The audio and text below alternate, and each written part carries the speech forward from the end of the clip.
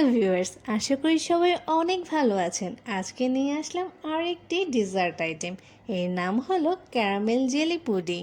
এটি দেখতে যেমন লোভনীয়, খেতেও তেমন সুস্বাদু। তো চলুন চলে যাই রান্নায়। প্রথমে একটা প্যানে আমি এখানে দিয়ে দিচ্ছি 1/4 কাপের মতো চিনি। চুলার হিটটাকে রাখবো লো হিটে। এটাকে আমি এখন ক্যারামেলে তৈরি করে নিচ্ছি। তো আমি আরেকটি চুলায় আমার 2 কাপের মতো দুধ গরম করতে দিয়েছি। যখনই আমি দেখব যে চিনিগুলো ক্যারামেল হয়ে গেছে, তখনই আমি এখানে গরম করে রাখা দুধ দিয়ে দিচ্ছি। দুধের পরিমাণ 2 কাপের মতো। দুধ ও ক্যারামেলটাকে ভালোভাবে মিশিয়ে নিচ্ছি। এবার আমি এখানে দিচ্ছি 3 টেবিল চামচের মতো কনডেন্স মিল্ক। কনডেন্স মিল্ক দেওয়ার পর আরেকবার মিশিয়ে নিলাম। আরেকটি পাত্রে নিয়ে নিলাম 3 টেবিল চামচের মতো গুঁড়ো দুধ, 1/2 টেবিল চামচের মতো আগার আগার পাউডার, 4/1 কাপের মতো পানি। এবার এটাকে ভালোভাবে মিশিয়ে নিচ্ছি যাতে কোনো লাম্পস না থাকে। ভালো করে মেশানো হয়ে গেলে এই মিশ্রণটিকে আমি এখন দিয়ে দিচ্ছি ক্যারামেল ও দুধের মধ্যে। এই মিশ্রণটি দিয়ে দেওয়ার পরে এটিকে আমি ভালোভাবে নেড়ে দিচ্ছি। 5 মিনিটের মতো চুলায় ভালো করে জাল দিয়ে নিচ্ছি আমি এটিকে।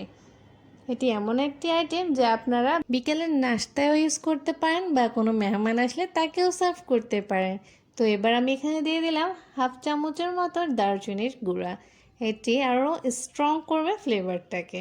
তো এই যে 5 মিনিটের মতো জাল করা হয়ে গেছে, আমি এবার এটাকে একটা কাচের বলে ঢেলে নিচ্ছি। তো এটাকে আমি 5 মিনিটের জন্য সেট হতে দিব। 5 মিনিট পরে আমি চলে আসলাম। দিয়ে দিচ্ছি এখানে কুচি করে রাখা বাদাম। আপনারা চাইলে এখানে কিশমিশ বা যে কোনো ড্রাই ফ্রুট দিয়েও এটাকে সুন্দরভাবে সাজিয়ে দিতে পারেন। দেখতে যেমন সুন্দর হবে, খেতেও তেমন মজা লাগবে। তো এই তো আমার সাজানো হয়ে গেছে। এবার 1 ঘন্টার জন্য এটাকে আমি নর্মাল ফ্রিজে রেখে দিচ্ছি সেট হওয়ার জন্য। এই তো 1 ঘন্টা পর চলে আসলাম। এবার চারদিক থেকে একটা ছুরির সাহায্যে এটা কেটে নিচ্ছি আমি। এবার একটা প্লেট দিয়ে এটাকে উল্টে দিলাম। যেহেতু এটা উল্টে গেল, তাই আরেকটা পিস দিয়ে এটাকে আমি সোজা করে নিলাম। এই তো তৈরি হয়ে গেল আমার ক্যারামেল ডেজার্টটি। এটি যেমন সুস্বাদু খেতে, তেমনই অনেক মজাদার আর সফটও।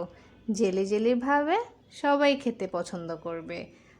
ধন্যবাদ সবাইকে ভিডিওটি দেখার জন্য। আমার চ্যানেলটি যেহেতু নতুন, প্লিজ সবাই লাইক, শেয়ার ও সাবস্ক্রাইব করবেন।